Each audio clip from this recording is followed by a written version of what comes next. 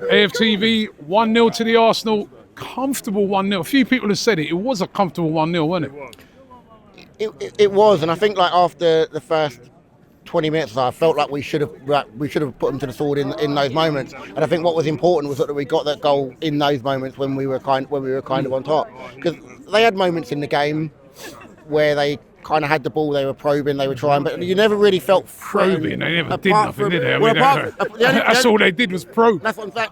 That's what I'm saying. And the only one was when Ray let that one through. Ray let the one through. Yeah, apart from that, did they have any other chance in the game? I can't remember. No. For a side that has spent that much money to come here with a midfield of Reece James, Enzo Fernandez, and Caicedo, you're not looking at any of those players going to pull something magical out of the hat and worried if they get on the ball. Enzo Fernandez and Caicedo cost $100 million each. Yeah. 150 million. Yeah, but 150. Yeah. Mad, isn't it? Yeah, but they're not the sort of players that if they get on the ball in the midfield, you think they're gonna hurt you. They're not. That's not their game.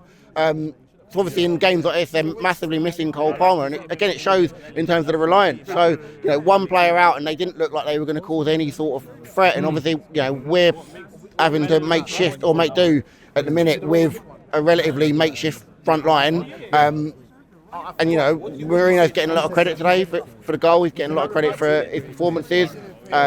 His goal return is better than people like Xerxes, like Hoyland, who are recognised centre forwards and don't score the goals that he does. So he gets a lot of stick, but he's asked to do a job. He goes out, he does that job. He's doing what he can in those moments. And it might have been a poor performance, but the result was important, and that's what we got today. So we've come here today and got that result. And international break now, so I think we wanted that win going into that. Gives us a chance to think about Ben White, think about some of those players that maybe need a little bit of rest, a little bit of freshness. Give them an opportunity to get some minutes, get a little bit closer to full fitness. Because obviously you've got big games coming up. So you've got the Fulham game, you've got the Everton game, and then you've got the massive one here against Madrid. Yeah.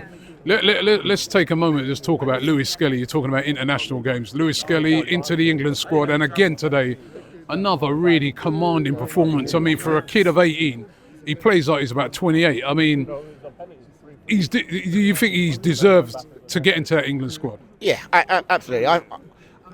I thought both of them probably could have got in. I think maybe over the last couple of weeks, I think the physicality and the intensity of the game has probably caught up with Nwaneri a little bit.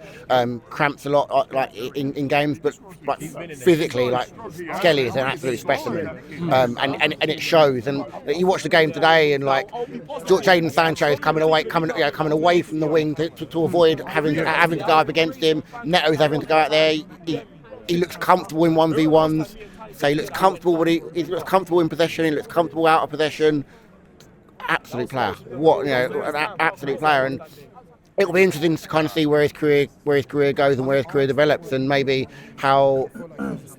I think Arteta made a comment that the development of Nwaneri and Skelly had kind of made the club rethink some of their transfer plans, and I think it'll be interesting. Save them some money. It will save them a lot of money. But if you think about it, if you think about the summer and you think, well, you could lose Kivior, could lose Zinchenko, going to lose Tierney, kind of creates a little bit of a void in that situation. But you don't necessarily, with someone of that quality, want to kind of pigeonhole him in that left back position. But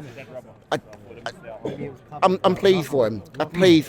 Because I think even coming into the season, I think a lot of the hype and a lot of the talk was around Nwaneri.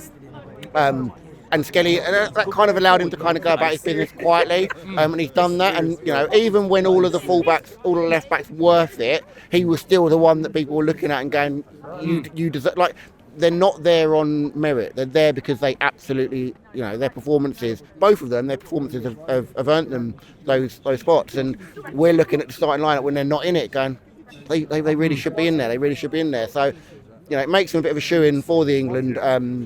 For the England setup, and I think they both deserve it. They both deserve it. And like I said,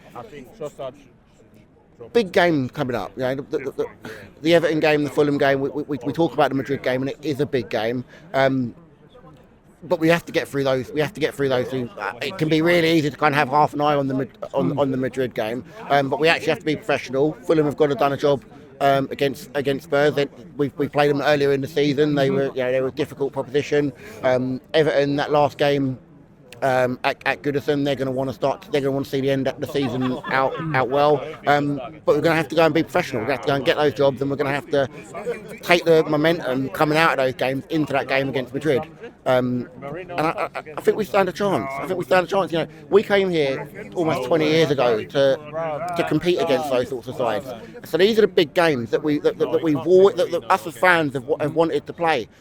And I think if I think back over the last 10 seasons or so, you know, the Arsenal side over the last 18 months is probably the best equipped side to have played in Madrid. It's probably the only time in the last 20 years that if we were playing Madrid, you'd be relatively confident that we weren't going to get absolutely done over. And I think if we think about the way that Arteta sets up in some of those big games, our record against the big sides in the Premier League over the last 2 or 3 seasons has been pretty sublime. Given where it was, those were the games where we used to get hammered. We'd go to Old Trafford, we'd go away to the Etihad, we'd be shipping 4s, we'd be shipping 5s. You don't see that under Arteta, and it gives me confidence, because if I think back to maybe like the City performance last season, and also the one where we went down to 10 men this season, he knows how to set sides up to go against those sides, and I think we can nullify them. I think, you know, there's a big job to do here, big job to do there, but you've got to be confident that we can do it. And our performances over the last few weeks have faltered a little bit, but still confident. We're getting the results when we need them.